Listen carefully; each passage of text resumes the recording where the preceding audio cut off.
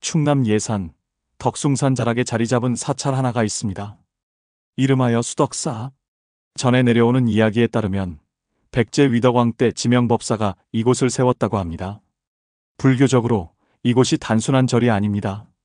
덕을 닦는 장소, 수행과 참선 강론을 통해 자기를 돌아보는 자리로, 그리고 불법을 이어가는 선의 맥이 굵게 흐르는 뿌리 깊은 촉림입니다.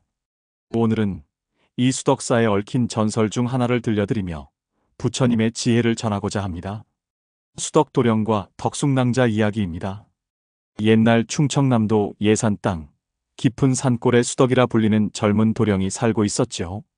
도령의 집안은 대대로 이 땅의 토호였고, 그의 아버지는 넓은 들판과 기름진 논밭을 소유한 부유한 양반이었습니다. 수덕 도령은 키가 훤칠하고 얼굴이 준수한 25의 청년이었어요. 그런데 이상하게도 도령은 글 공부나 과거 준비에는 관심이 없고 오로지 산과 들을 누비며 사냥하는 일에만 열중했습니다. 활솜씨가 뛰어났던 도령은 멧돼지며 사슴이며 온갖 짐승들을 사냥하여 집으로 가져오곤 했지요. 도령님, 이제 그만 혼인도 하시고 집안일도 돌보셔야 하지 않겠습니까? 늙은 하인이 걱정스럽게 말했지만 도령은 콧방귀만 낄 뿐이었어요. 혼인이라니, 나는 이 산천이면 족하다. 바람이 내 벗이요, 달빛이 내 동무인데 무슨 여인이 필요하단 말인가? 그렇게 말하며 도령은 또다시 활과 화살을 메고 산으로 향했습니다.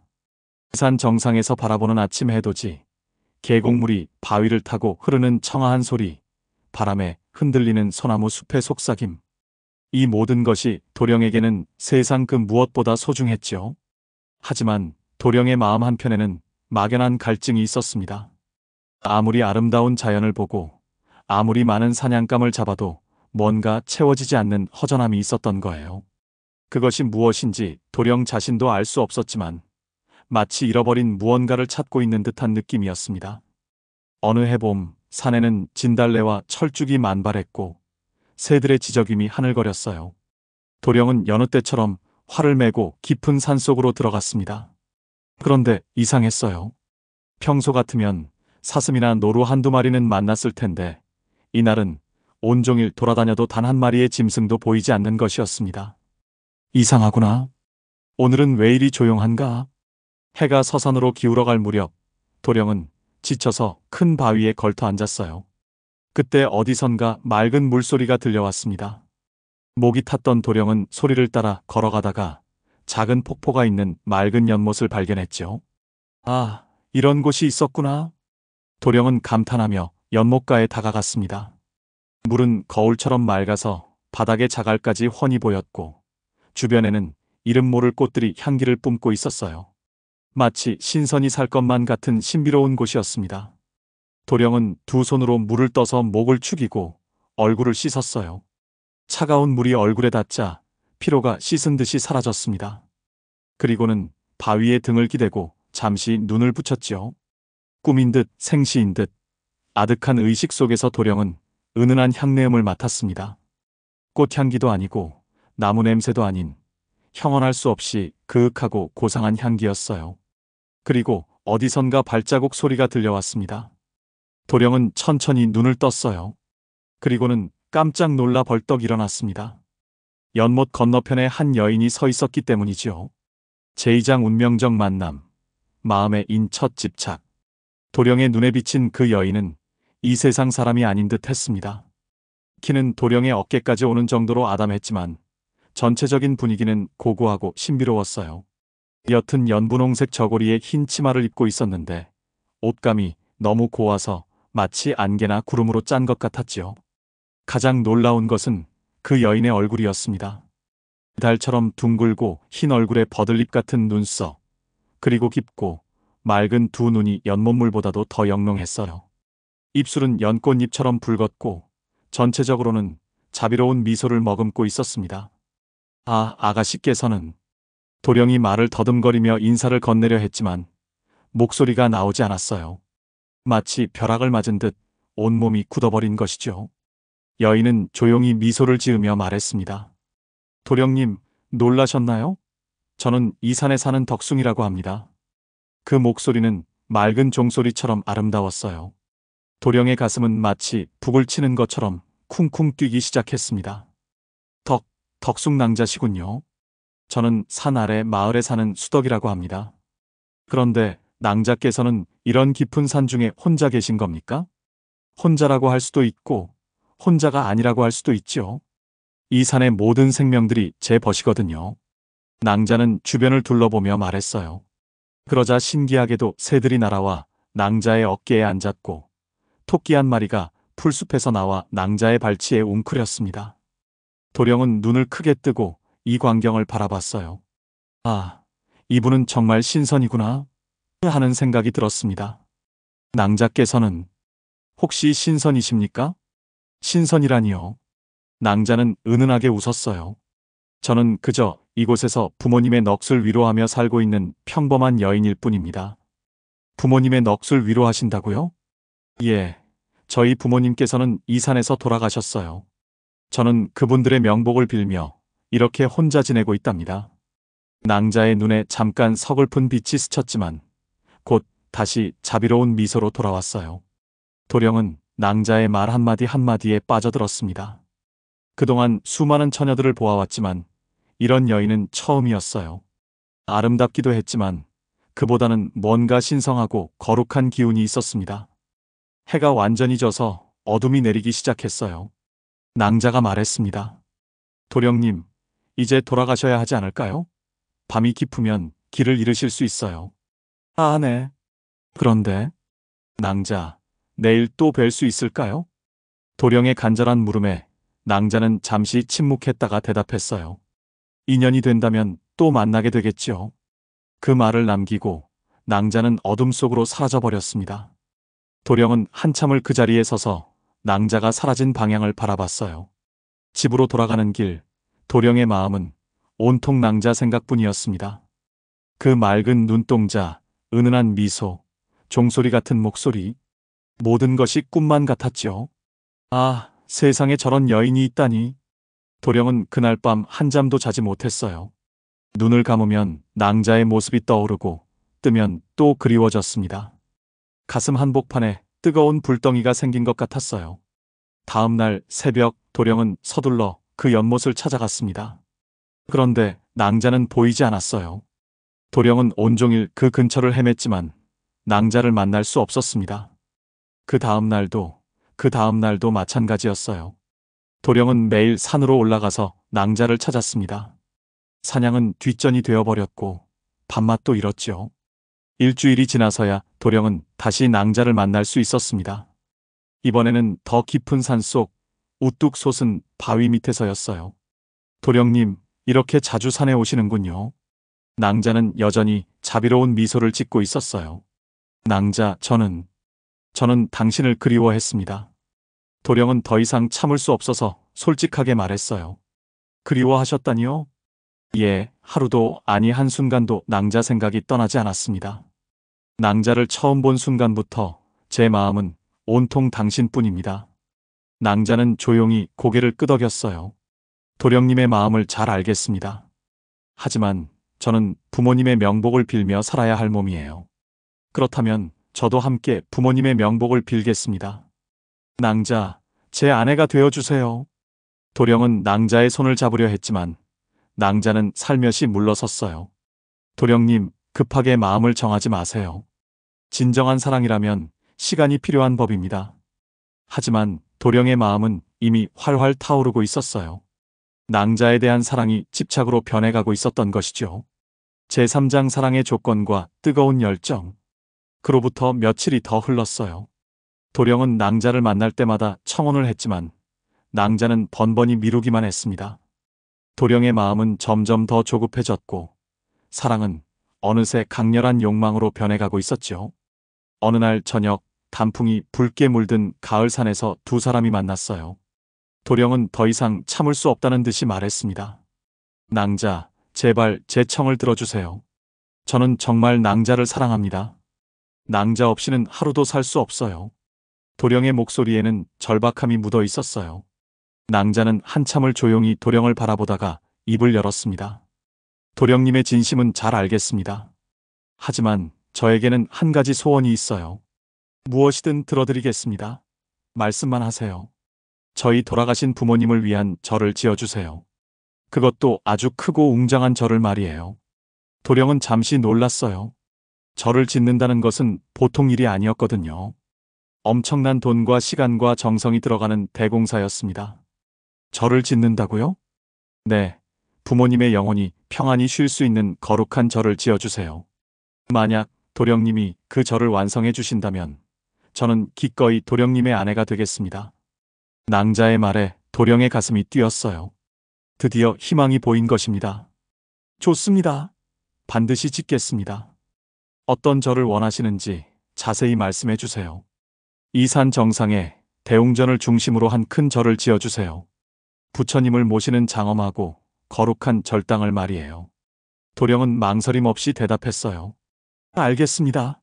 낭자를 위해서라면 무엇이든 하겠어요. 그날 밤 도령은 흥분해서 잠을 이룰 수 없었어요. 낭자와의 결혼을 생각하니 가슴이 터질 것 같았습니다. 하지만 한편으로는 걱정도 되었어요. 절을 짓는 일이 얼마나 어려운지 알고 있었거든요. 다음 날부터 도령은 절 공사 준비에 착수했습니다. 먼저 아버지에게 사정을 이야기했어요. 아버지, 저 결혼하려고 합니다. 오호, 드디어 마음에 든 아가씨를 만났구나. 어느 집 딸인가? 그것보다 절을 지어야 합니다. 절을? 갑자기 절이라니? 도령은 낭자와의 만남을 이야기하고 절을 지어야 결혼할 수 있다고 설명했어요. 아버지는 걱정스러운 표정을 지었습니다. 절을 짓는 것은 큰일이다. 돈도 많이 들고 시간도 오래 걸린다. 아버지, 제발 도와주세요. 저는 정말 그분을 사랑해요. 아버지는 아들의 간절한 모습을 보고 결국 승낙했어요. 집안의 재산을 절반이나 쏟아붓기로 한 것이죠. 도령은 곧바로 목수들과 석수들을 불러 모았습니다. 그리고 산 정상으로 안내해서 절 설계를 의논했어요. 여기에 대웅전을 짓고 저기에는 요사체를, 그리고 저 아래쪽에는 산문을 세우겠소? 도령님, 이 산은 경사가 너무 급해서 터를 닦기가 쉽지 않을 것 같습니다. 돈은 걱정 마시오. 무엇이든 하시오. 도령의 열정은 대단했어요. 매일 새벽부터 밤늦게까지 공사장에서 일꾼들을 독려했습니다. 직접 돌을 나르기도 하고 나무를 베기도 했어요. 낭자는 가끔 공사 현장에 나타나서 도령을 격려했습니다. 도령님, 고생이 많으시군요. 낭자를 위한 일인데 고생이 무슨 말입니까? 빨리 절을 완성해서 낭자와 혼례를 올리고 싶을 뿐이에요. 도령의 눈에는 뜨거운 욕망이 타오르고 있었어요. 절을 짓는 것도 부모님의 넋을 위로하는 것도 모두 낭자를 얻기 위한 수단일 뿐이었습니다. 공사는 빠르게 진행되었어요. 일꾼들이 산을 깎아 터를 만들고 기초를 놓고 기둥을 세웠습니다. 도령은 매일 공사 진행 상황을 확인하며 하루빨리 완성되기만을 바랐지요. 드디어 대웅전의 골격이 완성되었어요. 이제 지붕을 얹고 벽을 바르면 되는 단계였습니다. 도령은 낭자에게 자랑스럽게 말했어요. 낭자, 보세요. 얼마나 웅장합니까? 곧 완성될 것 같아요. 정말 훌륭하네요. 도령님의 정성이 대단합니다. 모든 것이 낭자를 위해서예요. 이 절이 완성되면 우리 혼례를 올릴 수 있겠지요? 낭자는 미소를 지었지만 그 미소 속에는 뭔가 안타까운 빛이 있었어요. 서두르지 마세요, 도령님. 모든 일에는 때가 있는 법이니까요. 하지만 도령은 낭자의 말뜻을 제대로 이해하지 못했어요. 오직 하루빨리 절을 완성해서 낭자와 결혼하겠다는 생각뿐이었습니다. 그런데 이상한 일이 일어났어요. 거의 완성되어 가던 절에 갑자기 불이 났던 것입니다. 제사장 무너지는 꿈과 깊어가는 절망. 그날 밤은 유난히 바람이 강했어요. 도령은 집에서 잠을 자고 있었는데 갑자기 불이야, 불이야 하는 외침소리에 깨어났습니다. 도령이 급히 밖으로 나와 보니 산 정상에서 붉은 불빛이 치솟고 있었어요. 아, 절이! 도령은 미친 듯이 산으로 달려갔습니다. 하지만 이미 늦었어요. 거의 완성되었던 대웅전이 활활 타오르고 있었습니다. 불길은 하늘을 찌를 듯이 높이 솟았고 타는 냄새와 연기가 사방에 자욱했어요. 물을 가져와. 도령과 일꾼들이 필사적으로 불을 끄려 했지만 소용없었어요. 밤새 타오른 불길은 새벽이 되어서야 꺼졌지만 절은 완전히 잿더미가 되어버렸습니다. 어떻게 이런 일이? 도령은 잿더미를 바라보며 망연자실했어요. 몇 달 동안의 노력과 정성이 하룻밤 사이에 물거품이 되어버린 것입니다. 그때 낭자가 나타났어요. 도령님 힘내세요. 다시 지으면 되잖아요. 낭자. 이게 다 무슨 일입니까? 왜 하늘이 저에게 이런 시련을 주는 거예요? 시련이라고 생각하지 마세요. 부처님께서 더 좋은 절을 짓게 하시려는 뜻일지도 모르잖아요. 도령은 낭자의 위로에 다시 용기를 냈어요. 그래, 다시 지으면 된다. 도령은 곧바로 재건에 착수했습니다. 이번에는 더 좋은 재료를 구해왔고 더 훌륭한 목수들을 불러왔어요. 돈이 부족하면 논밭을 팔아서라도 절을 지으려고 했습니다. 아들아, 이번엔 불이 나지 않게 조심해라. 아버지도 걱정스럽게 말했지만 도령의 의지는 확고했어요. 두 번째 절 공사가 시작되었습니다. 이번에는 더욱 정성을 들여서 지었어요. 도령은 밤낮으로 공사 현장을 지켰고 직접 손으로 나무를 다듬고 돌을 쌓았습니다. 이번엔 반드시 성공할 거야. 도령의 마음속에는 낭자에 대한 사랑이 더욱 뜨겁게 타오르고 있었어요.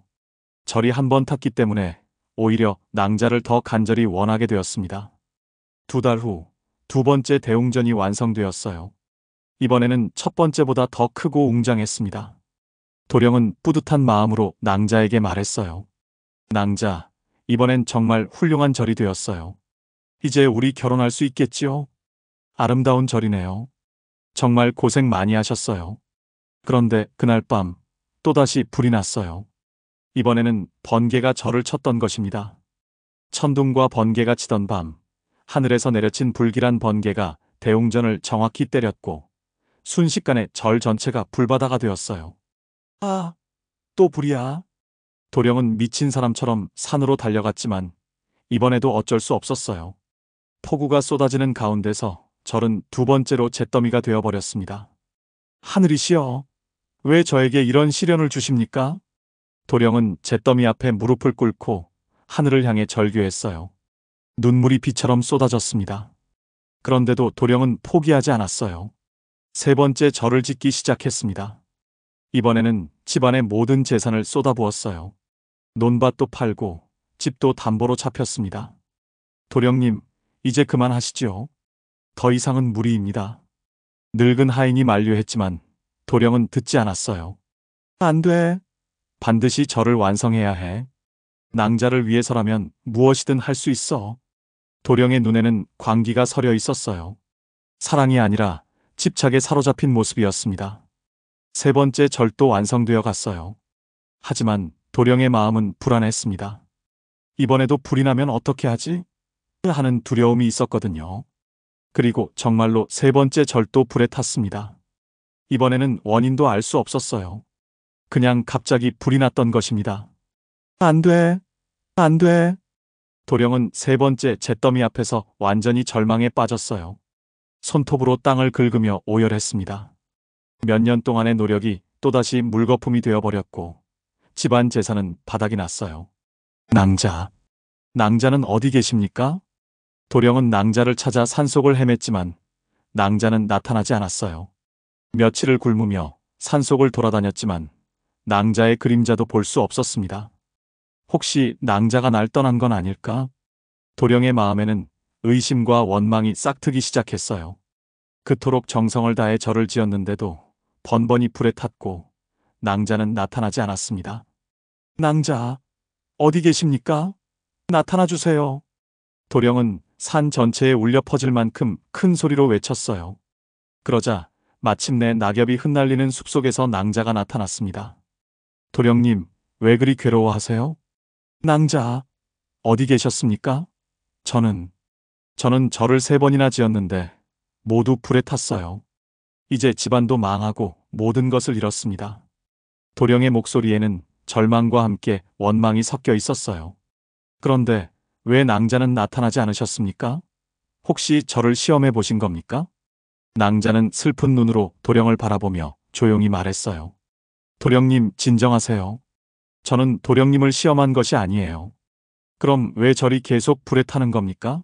제가 뭘 잘못했다는 말입니까? 도령의 분노에 찬 질문에 낭자는 한참을 침묵했어요. 그리고 천천히 입을 열었습니다. 도령님, 도령님은 무엇을 위해 저를 지었습니까? 당연히 낭자를 위해서지요. 낭자와 결혼하기 위해서였잖아요. 그렇다면 부모님의 명복을 위해서였습니까? 아니면 저를 얻기 위해서였습니까? 낭자의 질문에 도령은 말문이 막혔어요. 솔직히 말하면 부모님의 명복 따위는 관심이 없었고 오직 낭자를 얻기 위한 조건으로만 생각했었거든요. 저는 낭자를 사랑해서. 도령님, 그것은 사랑이 아니라 탐욕입니다. 낭자의 말이 도령의 가슴을 찔렀어요. 탐욕이라고요? 네, 도령님은 저를 소유하려는 욕망으로 저를 지었어요. 진정한 신심이나 부모님에 대한 효성이 아니라 오직 욕망을 채우기 위한 수단으로 불사를 한 것입니다. 낭자의 목소리에는 안타까움이 묻어 있었어요. 그런 마음으로 지은 절이 어떻게 부처님의 가피를 받을 수 있겠어요? 그래서 절이 계속 불에 타는 것입니다. 도령은 낭자의 말에 큰 충격을 받았어요. 자신이 그토록 정성을 다했다고 생각했는데 그것이 탐욕이었다니. 그럼 어떻게 해야 합니까? 마음을 바꾸세요, 도령님. 저를 향한 탐욕을 내려놓고 진정한 신심으로 저를 지어보세요. 하지만 낭자를 향한 제 사랑을 어떻게 버릴 수 있단 말입니까? 사랑과 탐욕은 다른 것이에요. 진정한 사랑은 상대방의 행복을 바라는 것이고 탐욕은 상대방을 소유하려는 것입니다. 낭자는 도령의 손을 가만히 잡았어요. 그 손은 놀라울 만큼 차가웠습니다. 도령님, 저를 얻으려는 마음을 버리고 오직 부처님만을 생각하며 저를 지어보세요. 한 여인을 탐하는 마음을 버리고 오직 부처님을 염하며 불사에 임하는 것입니다. 그럼 낭자와의 결혼은 어떻게 됩니까? 진정한 마음으로 저를 완성하면 그때 모든 것이 분명해질 것입니다. 낭자의 말을 남기고 그녀는 다시 사라졌어요. 도령은 한동안 그 자리에 멍하니 서 있었습니다. 제오장 깨달음의 첫걸음, 집착을 버리다. 낭자가 사라진 후 도령은 며칠을 방 안에 틀어박혀 있었어요. 낭자의 말이 계속 귓가에 맴돌았습니다. 탐욕. 내가 낭자를 사랑한 것이 탐욕이었단 말인가? 도령은 처음으로 자신의 마음을 들여다보기 시작했어요. 그동안 자신이 했던 행동들을 하나하나 되돌아봤습니다. 저를 지을 때도 부모님의 명복을 빈 적이 있었나요? 아니었어요. 오직 낭자를 얻겠다는 생각뿐이었습니다. 불사를 할 때도 부처님께 기도한 적이 있었나요? 역시 없었어요. 하루빨리 저를 완성해서 낭자와 결혼하겠다는 조급한 마음뿐이었죠. 아, 정말 그랬구나. 나는 낭자를 사랑한 게 아니라 소유하려 했던 거야. 도령은 자신의 잘못을 깨닫기 시작했어요. 사랑이라는 이름으로 포장했지만 실제로는 한 여인을 소유하려는 욕망에 사로잡혀 있었던 것입니다. 며칠을 고민한 끝에 도령은 결심을 굳혔어요. 이번에는 정말 다르게 해보자. 낭자를 얻으려는 마음을 버리고 진정으로 부처님을 위해 그리고 돌아가신 부모님을 위해 절을 지어보자. 하지만 말이 쉽지 행동으로 옮기기는 어려웠어요. 낭자에 대한 그리움과 사랑을 어떻게 버릴 수 있단 말입니까? 도령은 먼저 산속 작은 암자를 찾아갔어요. 그곳에는 해안 스님이라는 늙은 스님이 혼자 수행하고 계셨습니다. 스님, 저를 도와주세요. 도령은 스님 앞에 무릎을 꿇고 자신의 이야기를 모두 털어놓았어요. 낭자와의 만남, 3번의 실패, 그리고 깨달은 자신의 잘못까지 모든 것을 말했습니다. 해안 스님은 조용히 도령의 이야기를 들어주셨어요. 도령님, 깨달음의 첫걸음을 내디뎠군요. 첫걸음이라니요? 자신의 탐욕을 인정하는 것이 바로 깨달음의 시작입니다. 많은 사람들이 평생 자신의 욕망을 사랑이라고 착각하며 살아가거든요. 그럼 이제 어떻게 해야 할까요? 마음을 비우세요. 그 여인에 대한 집착을 완전히 내려놓으시오. 하지만 그게 쉽지 않습니다. 물론 쉽지 않지요. 하지만 불가능한 것도 아닙니다. 매일 새벽 예불을 드리고 부처님께 정성껏 기도해 보세요. 탐욕을 버리고 자비로운 마음을 기르는 것입니다. 스님의 가르침을 받고 도령은 매일 암자에 나와서 예불을 드리기 시작했어요. 처음에는 예불을 드려도 자꾸 낭자 생각이 났습니다. 하지만 점차 마음이 차분해지기 시작했어요. 나무 아미타불, 나무 아미타불. 도령은 연부를 외며 마음을 다스렸습니다. 낭자에 대한 그리움이 올라올 때마다 부처님의 이름을 불렀어요. 한 달이 지나고 두 달이 지나자 도령의 마음에 변화가 일어났어요. 낭자에 대한 열정적인 사랑은 차분한 그리움으로 바뀌었고 소유하려는 욕망은 점점 사라져갔습니다. 스님, 이상해요. 낭자를 잊으려고 하는데 오히려 더 생생하게 기억나요. 하지만 예전처럼 간절하지는 않아요. 그것이 바로 집착을 버리는 과정입니다. 진정한 사랑은 소유욕이 아니라 상대방의 행복을 바라는 마음이거든요. 도령은 스님의 말씀을 곰곰 되새겼어요. 그러고 보니 자신은 지금까지 낭자의 행복보다는 자신의 욕망만 생각했었습니다. 낭자는 정말 무엇을 원하실까? 나와의 결혼을 원하실까? 아니면 정말로 부모님의 명복을 빌고 싶어 하실까? 처음으로 도령은 낭자의 마음을 헤아려 보기 시작했어요. 반년이 지나자 도령의 마음은 완전히 달라졌습니다. 낭자에 대한 사랑은 여전했지만 이제는 그녀를 소유하려는 마음이 아니라 그녀의 소원을 이루어주고 싶다는 마음이었어요. 이제 다시 절을 지어보겠습니다. 하지만 이번에는 낭자를 얻기 위해서가 아니라 정말로 돌아가신 분들의 명복을 빌고 부처님께 공양 올리기 위해서 지어보겠어요. 좋습니다. 그런 마음이라면 분명 부처님께서 도와주실 것입니다. 해안 스님은 도령을 격려해 주셨어요. 도령은 이번에는 혼자서 절을 짓기로 했어요. 돈이 없었지만 상관없었습니다. 직접 나무를 베고 돌을 나르고 흙을 반죽해서 조금씩 지어나가기로 한 것이죠. 매일 새벽 예불을 드린 후 도령은 산으로 올라갔어요. 그리고 정성껏 절을 짓기 시작했습니다. 이번에는 조급하지 않았어요. 하루에 조금씩 정성을 다해서 지었습니다. 부처님, 이 절이 모든 중생들의 평안을 위한 곳이 되게 하소서. 돌아가신 모든 분들의 영혼이 편안히 쉬실 수 있게 하소서. 도령은 한 장의 목재를 다듬을 때마다 한 덩이의 돌을 쌓을 때마다 간절히 기도했어요. 예전처럼 하루빨리 완성해서 낭자와 결혼하겠다는 생각은 전혀 없었습니다. 신기하게도 이번에는 모든 일이 순조로웠어요. 비가 와야 할 때 비가 왔고 맑아야 할 때 맑았습니다. 혼자서 하는 일인데도 전혀 힘들지 않았어요. 어느 날 일을 하고 있는데 낭자가 나타났어요. 도령님, 혼자서 일하고 계시는군요. 아, 낭자. 예전 같으면 달려가서 손을 잡으려고 했을 텐데 이번에는 그러지 않았어요. 도령은 일하던 손을 멈추고 정중히 인사했습니다. 낭자, 안녕하세요. 잘 지내고 계셨나요? 네, 잘 지냈어요. 도령님은 많이 달라지셨네요. 달라졌다고요? 예, 예전보다 훨씬 평안해 보이세요. 마음에 여유가 생기신 것 같아요. 낭자의 말에 도령은 미소를 지었어요. 스님께 가르침을 받으며 제 잘못을 깨달았어요. 그동안 낭자를 진정으로 사랑한 것이 아니라 소유하려고만 했었네요. 그걸 아셨군요. 네, 이제는 낭자의 행복이 무엇인지 생각해보게 되었어요. 낭자께서 정말 원하시는 것이 무엇인지 알고 싶어졌어요. 낭자의 얼굴에 환한 미소가 떠올랐어요. 도령님, 정말 많이 성장하셨네요. 그날부터 도령의 불사는 더욱 정성스러워졌어요. 탐욕을 버리고 진정한 신심으로 절을 짓기 시작한 것입니다.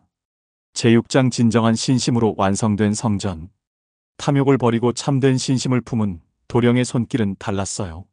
하나하나 다듬는 나무에는 정성이 스며 있었고 쌓아 올리는 돌 하나하나에는 기도가 새겨져 있었습니다. 나무 아미타불, 나무 아미타불. 도령은 일하면서도 끊임없이 연부를 외웠어요. 이제는 낭자와의 결혼을 바라는 마음이 아니라 정말로 부처님께 공양을 올리고 돌아가신 분들의 명복을 빌기 위해 절을 짓고 있었습니다. 신기한 일들이 계속 일어났어요. 혼자서 나를 수 없을 것 같은 무거운 통나무도 어느새 제자리에 있었고 높은 곳에 올릴 수 없을 것 같은 기와도 누군가 도와준 듯 척척 올라갔습니다. 이상하다. 분명히 혼자서 하고 있는데. 도령은 고개를 갸우뚱했지만 곧 깨달았어요. 아, 부처님께서 도와주시는구나. 마음이 순수해지니 모든 일이 저절로 이루어졌습니다. 예전에는 수십 명의 인부들을 부려도 자꾸 실패했는데 이제는 혼자서도 모든 것이 순조로웠어요. 계절이 바뀌고 또 바뀌었어요. 도령은 묵묵히 일했습니다. 여름 뜨거운 햇볕 아래서도, 겨울 매서운 추위 속에서도 하루도 빠지지 않고 절을 지었어요. 해안 스님이 가끔 찾아와서 격려해 주셨어요. 도령님, 참 훌륭합니다. 이제 진짜 신심이 무엇인지 아시는군요. 스님, 이상해요. 예전에는 그렇게 힘들던 일이 이제는 조금도 힘들지 않아요. 마음이 맑아지면 몸도 가벼워지는 법입니다. 욕망의 짐을 버렸으니 당연하지요. 도령은 고개를 끄덕였어요. 정말로 그런 것 같았습니다. 몸은 더 많이 움직이는데 오히려 더 가볍고 상쾌했어요. 2년이 지나자 드디어 대웅전의 골격이 완성되었어요. 이번에는 예전과는 비교할 수 없을 만큼 웅장하고 아름다웠습니다. 도령 혼자서 지었다고는 믿어지지 않을 정도였어요.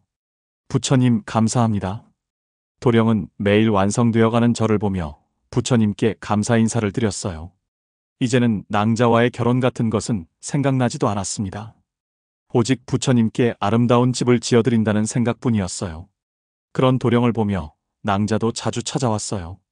도령님, 정말 아름다운 절이 되어가네요. 낭자께서 보시기에도 그런가요? 다행입니다. 예, 이전의 절들과는 완전히 달라요. 이 절에서는 정말 거룩한 기운이 느껴져요. 낭자의 말에 도령은 기뻤어요. 하지만 그 기쁨은 예전처럼 낭자를 얻었다는 기쁨이 아니라 부처님께서 기뻐하실 만한 절을 짓고 있다는 기쁨이었습니다. 낭자, 이 절이 완성되면 정말 많은 사람들이 와서 기도할 수 있을 것 같아요. 그러면 돌아가신 낭자의 부모님께서도 기뻐하실 거예요. 도령님, 정말 고마워요. 낭자의 눈에는 눈물이 맺혀 있었어요. 하지만 그것은 슬픔의 눈물이 아니라 감동의 눈물이었습니다. 드디어 절의 완성을 앞두게 되었어요. 단청을 칠하고 불상을 모시고 범종을 달기만 하면 되었습니다. 단청을 칠할 때도 도령은 정성을 다했어요. 빨간색 하나, 파란색 하나를 칠할 때마다 부처님의 자비를 생각했습니다. 불상을 모실 때는 마치 진짜 부처님을 모시는 것처럼 경건한 마음으로 했어요. 마지막으로 범종을 다는 날이었어요.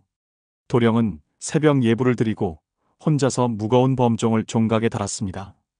그리고 처음으로 종을 쳤어요. 땡. 맑고 웅장한 종소리가 산 전체에 울려 퍼졌어요. 그 소리는 하늘까지 닿을 것 같았습니다. 댕댕댕. 도령은 계속해서 종을 쳤어요. 종소리를 들으며 눈물이 났습니다. 드디어 완성된 것입니다. 이번에는 불에 타지 않을 거라는 확신이 있었어요. 그때 낭자가 나타났어요. 도령님, 정말 축하드려요. 완벽한 절이 완성되었네요. 낭자, 정말로 다 끝났어요. 이제 부모님께서도 편안히 쉬실 수 있을 거예요.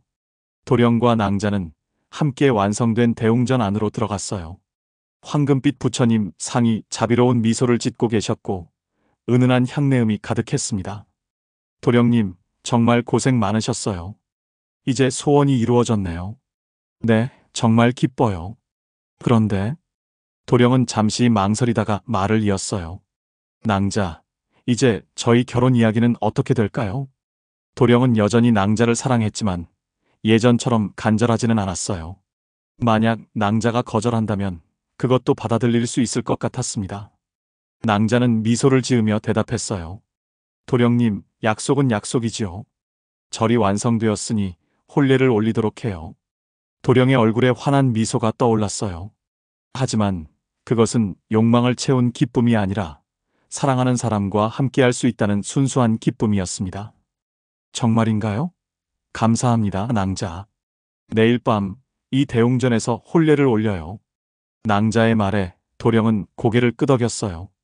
드디어 꿈에 그리던 일이 현실이 되는 것입니다. 하지만 도령은 알지 못했어요. 이것이 진정한 시험의 시작이라는 것을 말이죠. 제7장 욕망의 시험과 신성한 깨달음. 혼례날 밤이 되었어요. 달빛이 유난히 밝은 밤이었습니다. 새로 완성된 대웅전은 달빛에 비쳐 더욱 장엄하고 거룩해 보였어요. 도령은 깨끗한 한복을 차려입고 대웅전에서 낭자를 기다렸습니다. 가슴이 두근두근 뛰었지만 예전처럼 욕망으로 타오르는 것은 아니었어요. 오히려 경건하고 숙연한 마음이었습니다. 도령님, 오래 기다리셨나요? 낭자가 나타났어요. 순백의 한복을 입은 낭자는 마치 달빛이 사람의 모습을 한 것 같았습니다. 너무나 아름답고 거룩해서 도령은 한동안 말을 못했어요. 낭자, 정말 아름다우십니다. 고마워요, 도령님. 두 사람은 부처님 앞에 무릎을 꿇고 혼례 의식을 치렀어요. 촛불이 흔들리는 가운데 서로에게 영원한 사랑을 약속했습니다. 도령님, 저를 진정으로 사랑하시나요? 물론입니다. 하지만 이제는 예전과는 달라요. 낭자를 소유하려는 마음이 아니라 낭자의 행복을 바라는 마음으로 사랑해요. 낭자는 만족스러운 미소를 지었어요. 그럼 이제 신방으로 가요. 대웅전 옆에 작은 방이 하나 있었어요. 도령이 신혼방으로 준비해 놓은 곳이었습니다. 두 사람은 그곳으로 들어갔어요. 방 안에는 은은한 촛불이 켜져 있었고 꽃향기가 가득했습니다. 낭자는 방 한가운데 앉아 있었고 도령은 그 앞에 앉았어요. 낭자, 이제 정말 우리가 부부가 되었네요. 네, 그렇네요. 그런데 이상했어요. 낭자의 모습이 점점 더 아름다워지고 있었습니다. 마치 천상의 선녀가 따로 없을 정도로 빛이 났어요. 도령의 마음속에서 잠자고 있던 욕망이 다시 꿈틀거리기 시작했어요. 그토록 노력해서 버렸다고 생각했던 탐욕이 다시 살아나는 것이었습니다. 아, 이제 낭자는 내 아내야. 내 것이 된 거야. 도령의 눈빛이 변하기 시작했어요. 맑고 평온했던 눈에 욕망의 불길이 다시 타오르기 시작했습니다. 낭자, 이리 와요. 이제 우리는 부부잖아요. 도령은 낭자에게 다가가려 했어요. 그런데 낭자는 조용히 손을 들어 도령을 막았습니다. 도령님, 서두르지 마세요. 왜요? 이제 우리는 정식으로 혼례를 올린 부부인데요. 도령의 목소리에는 점점 조급함이 묻어났어요. 오랫동안 참아왔던 욕망이 일순간에 폭발하려고 했습니다. 도령님, 진정하세요. 마음을 차분히 하시고. 차분히요? 저는 낭자를 얻기 위해 몇 년을 기다렸어요. 절도 지었고 탐욕도 버렸잖아요. 이제 낭자는 제 아내예요. 도령은 더 이상 참을 수 없다는 듯이 낭자를 끌어안으려 했어요. 그 순간이었습니다. 도령님, 안 돼요. 낭자가 강하게 외치는 순간 방 안에 눈부신 빛이 번쩍였어요. 도령은 깜짝 놀라서 뒤로 물러섰습니다. 뭐예요? 갑자기 왜 그래요? 그런데 낭자의 모습이 변하고 있었어요. 온몸에서 황금빛 광명이 뿜어져 나오고 있었습니다. 그리고 낭자의 목소리도 달라져 있었어요. 도령님, 아직도 모르시겠어요? 뭘 모른다는 거예요?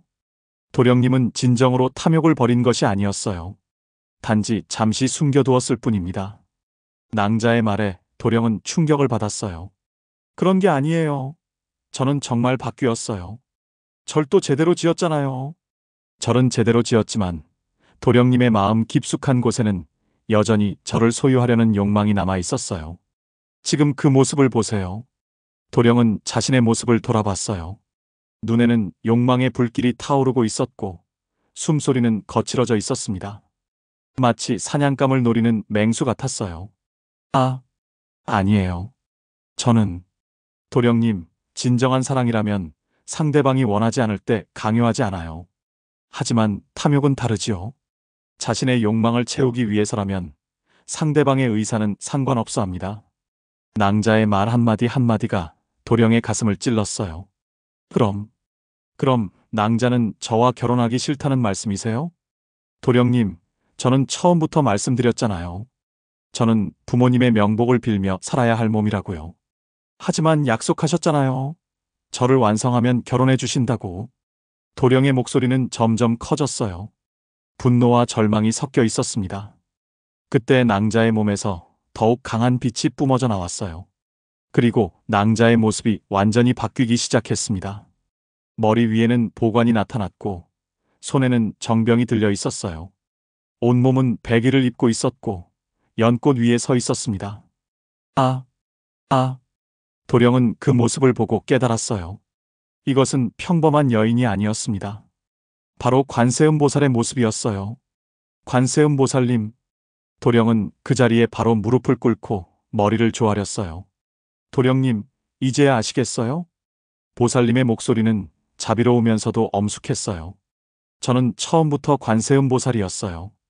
도령님의 탐욕을 깨우쳐 주기 위해 인간의 모습으로 나타났던 것입니다.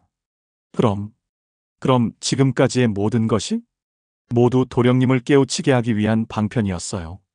도령님은 분명 발전했지만 아직 완전하지는 않았어요. 마지막 순간에 다시 탐욕에 무너지고 말았거든요. 도령은 자신의 어리석음을 깨닫고 눈물을 흘렸어요. 보살님, 저는 정말 바보였습니다. 울지 마세요, 도령님. 깨달음의 길은 원래 험한 법이에요. 한 번에 완성되는 사람은 없어요. 그럼 저는 어떻게 해야 합니까? 이제 진정으로 탐욕을 버리세요. 저에 대한 집착을 완전히 내려놓으시오. 보살님은 천천히 몸이 투명해지기 시작했어요. 보살님, 가지 마세요. 도령이 소리쳤지만 보살님은 이미 사라지고 있었어요. 도령님, 제가 없어도 슬퍼하지 마세요. 진정한 사랑은 이별을 두려워하지 않아요. 저는 항상 도령님의 마음속에 있을 테니까요. 보살님. 마지막으로 보살님의 목소리가 들렸어요. 이 절에서 많은 사람들을 구제하세요. 그것이 진정한 사랑을 실천하는 길입니다. 그리고 관세음 보살님은 한 줄기 빛이 되어 사라져버렸어요. 방 안에는 도령만 혼자 남았습니다. 도령은 한참을 그 자리에 무릎을 꿇고 있었어요. 눈물이 멈추지 않았지만 이상하게도 마음은 평안했습니다. 아, 이제야 진정으로 알겠다. 사랑이 무엇인지, 탐욕이 무엇인지. 제8장 진정한 깨달음과 수덕사의 탄생. 그날 밤 도령은 한잠도 자지 못했어요. 대웅전 앞에 앉아서 밤새 눈물을 흘리며 자신의 지난 날들을 반성했습니다. 나는 정말 어리석었구나. 보살님을 진정으로 사랑한 것이 아니라 소유하려고만 했어. 마지막 순간까지도 탐욕을 버리지 못했으니. 새벽이 되자 도령은 부처님 앞에 무릎을 꿇었어요. 부처님, 저는 이제야 깨달았습니다. 제가 그동안 사랑이라고 생각했던 것은 모두 탐욕이었어요. 진정한 사랑은 상대방을 위해 자신을 희생하는 것이고, 탐욕은 상대방을 이용해서 자신의 욕망을 채우는 것이군요. 도령의 참회는 진심이었어요. 가슴 깊숙한 곳에서 우러나오는 뉘우침이었습니다. 부처님, 저는 이제 모든 집착을 버리겠습니다. 덕숙낭자에 대한 사랑도, 결혼에 대한 욕망도, 모든 것을 내려놓겠습니다. 그렇게 말하는 도령의 마음에서 무거운 짐이 사라지는 것을 느꼈어요. 그동안 가슴을 짓누르고 있던 집착의 무게가 없어지니 마음이 한없이 가벼워졌습니다. 며칠 후 도령은 집으로 돌아가서 아버지께 말씀드렸어요. 아버지, 저는 출가하겠습니다. 출가라니? 갑자기 무슨 소리냐? 그동안 제가 얼마나 어리석었는지 깨달았습니다. 이제 진정한 부처님의 길을 걷고 싶어요. 아버지는 처음에는 반대했지만 도령의 확고한 의지를 보고 결국 허락했어요.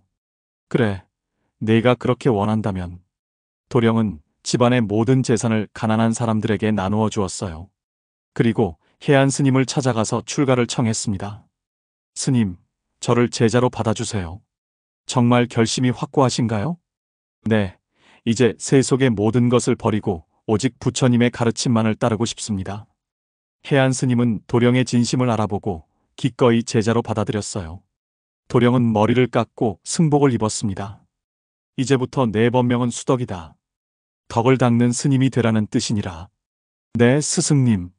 수덕이라는 이름에 부끄럽지 않는 스님이 되겠습니다.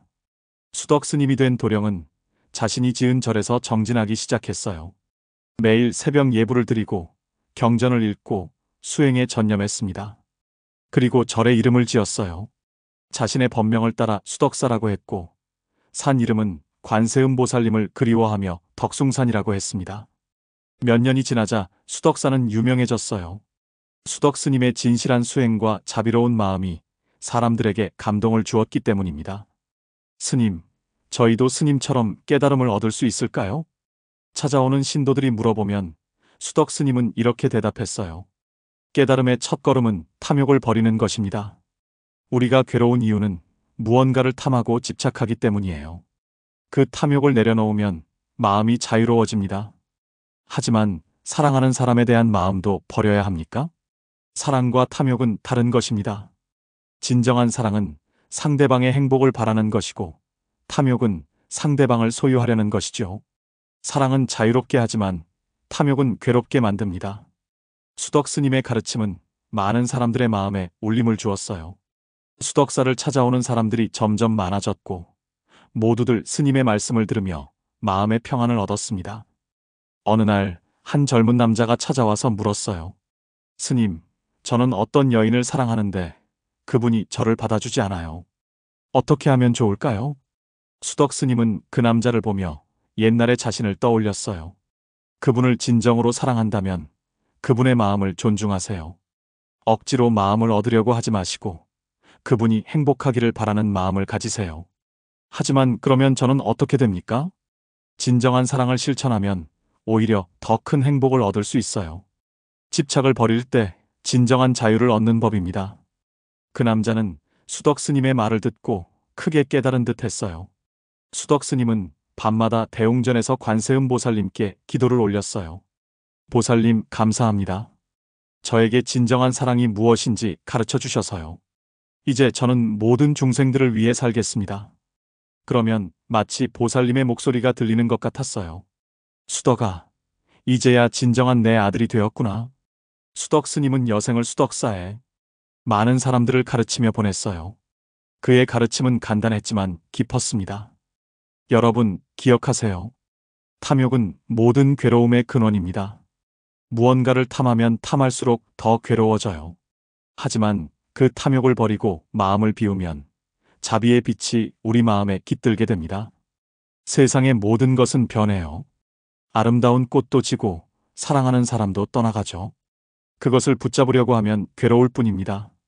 하지만 변함없는 부처님의 자비를 믿고 의지한다면 어떤 변화도 두렵지 않아요. 진정한 사랑은 소유가 아니라 자유입니다. 상대방을 자유롭게 해줄 때 우리 자신도 자유로워져요. 수덕 스님의 가르침을 들은 사람들은 모두 마음의 평화를 얻었어요. 그래서 수덕사는 마음의 병원이라고 불렸습니다. 수덕 스님은 80세까지 살면서 수많은 사람들을 깨우쳤어요. 그리고 열반에 들기 전 마지막으로 이런 말을 남겼습니다. 여러분, 제가 여러분께 남기는 마지막 가르침입니다. 탐욕을 버리세요. 집착을 내려놓으세요. 그러면 여러분의 마음에도 관세음 보살님의 자비가 깃들 것입니다. 그것이 진정한 깨달음이요, 진정한 행복입니다. 이렇게 해서 수덕 도령의 이야기는 끝이 났어요. 하지만 그가 남긴 수덕사와 가르침은 오늘날까지도 많은 사람들에게 희망과 위안을 주고 있답니다. 이 이야기가 우리에게 주는 가르침은 명확합니다. 탐욕은 모든 괴로움의 근원입니다. 우리가 무언가를 간절히 원하고 집착할 때 그것을 얻지 못하면 괴로워하고 얻어도 잃을까봐 두려워하게 됩니다. 수덕 도령처럼 사랑이라는 이름으로 포장된 탐욕은 더욱 위험합니다. 상대방을 진정으로 사랑한다고 생각하면서도 실제로는 소유하려는 욕망에 사로잡혀 있기 때문입니다. 진정한 사랑은 소유가 아니라 자유입니다. 상대방의 행복을 진심으로 바라고 그를 위해 자신의 욕망도 기꺼이 포기할 수 있는 것이 참사랑입니다. 수덕 도령이 마지막에 관세음 보살님을 붙잡으려 하지 않고 그분의 뜻을 받아들였을 때 비로소 진정한 사랑을 실천한 것입니다. 마음을 비워야만 자비의 빛이 깃듭니다. 탐욕과 집착으로 가득 찬 마음에는 부처님의 자비가 들어올 자리가 없습니다. 하지만 그 모든 것을 내려놓고 마음을 비우면 무한한 자비와 지혜가 우리 마음에 깃들게 됩니다. 부처님께서는 이미 2500년 전에 이 진리를 가르쳐 주셨습니다. 탐욕은 괴로움의 근원이니 탐욕을 끊어야 괴로움에서 벗어날 수 있다고 하셨지요. 여러분도 수덕 도령의 이야기를 통해 자신의 마음을 들여다보세요. 혹시 사랑이라는 이름으로 누군가를 소유하려 하고 있지는 않나요? 무언가에 대한 집착 때문에 괴로워하고 있지는 않나요? 그렇다면 지금이라도 그 탐욕을 내려놓으세요. 마음을 비우고 부처님의 자비에 의지하세요. 그때 비로소 진정한 평화와 행복을 찾을 수 있을 것입니다. 나무관세음보살, 구독자 여러분 모두 성불하시기 바랍니다.